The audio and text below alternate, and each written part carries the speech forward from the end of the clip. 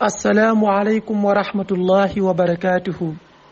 yóbbalu bis bi war na mukallaf ku muy bëgg yàlla suñu borom tax, ku muy bañ yàlla suñu borom tax. ab jullit bëgg ko ngir gëm gi mu gëm yàlla donte dalay tooñ. ab yéefar bañ ko ngir weddi gi mu weddi yàlla donte dalay jox.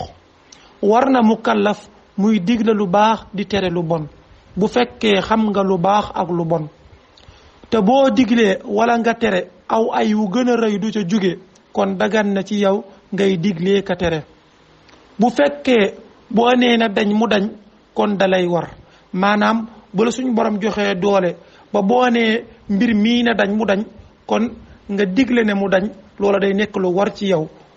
am na ñu ne war naa am ndigalul imaam te nekk ku maanu, am na ñu ne loola jëru ko.